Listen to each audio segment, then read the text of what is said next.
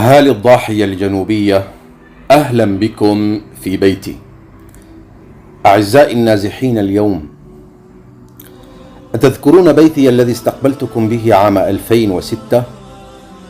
كنت أود أن أستقبلكم به اليوم، لكنكم قصفتوه فلم يبق منه شيء. كنت أود أن أرسل أطفالي إلى نواصي الشوارع لينادونكم بيوتنا مفتوحة لكم. أتذكرون لما استقبلوكم في عام 2006؟ ولكن للأسف لن تجدوهم اليوم، فقد قتلتموهم في مجزرة الحولة.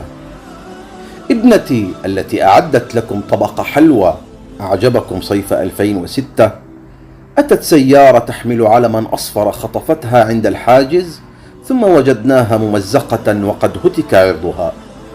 أما أمي التي أعدت لكم طيلة إقامتكم الطعام فقد ماتت حزنا وكمدا على أخي الذي رأيناه في الفيديو المسرب يعذبه ابنكم حتى مات.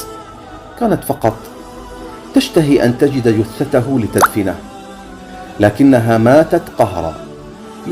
لذا اعذروني، فلا أم تطبخ لكم ولا أخ يضيفكم. أما أبي الذي أعطاكم البيت وأمرنا أن ننام عند أعمامنا وأخوالنا فقد خطفوه ثم سومونا عليه، ثم أخذوا النقود ورموه جثة هامدة. لا أدري إن كنتم ترون وجوه ضحاياكم لتذكروا أنه هو من استضافكم قبل أن تقتلوه. وكنت والله أرغب أن أترك لكم شيئا تقتاتون منه، ولكن لو تذكرون مجاعة مضايا التي كنتم تشمتون بنا وقتها، وكنتم تنشرون صور أطايب الطعام شماتة بنا، كلكم، نساؤكم، شبابكم، كباركم، صغاركم. طعامنا في مضايا لم يبق منه شيء يوم مات الناس جوعا حين كنتم تحاصرونهم. المدارس التي يمكن أن تأويكم دمرتموها.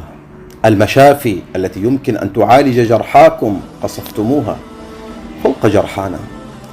لذا يؤسفني أنني لن أستطيع أن أقوم بواجب الضيافة اليوم، ولكن أتسمحون لي أن أسأل؟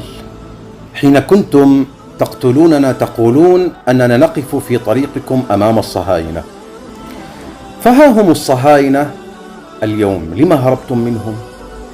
في بلادنا كنتم شجعانا تحملون السلاح، تدخلون المعارك، تقاتلون تحت ظل الطائرات الروسية والأسدية. ألم تكونوا أبطالا في حمص وحلب؟ ما لي أراكم اليوم تهربون؟ خضتم معارك طاحنة لتحرروا القصير من أهلها، ما لكم اليوم لا تحمون بيوتكم في الضاحية؟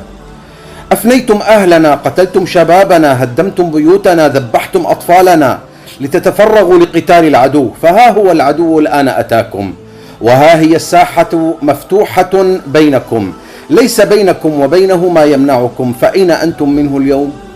أخذتم بثأر الحسين وزينب وريا وسكينة وكل أساطير التاريخ، حتى لم يبقى أحد في التاريخ لم تأخذوا بثأره. ولكن ما بال الصهاينة اليوم يهجرونكم مرة ثانية وثالثة، ويدمرون بيوتكم ويقتلون شبابكم ويغتالون قاداتكم، كل ذلك أمام أعينكم. ألا يوجد هنالك ثارات؟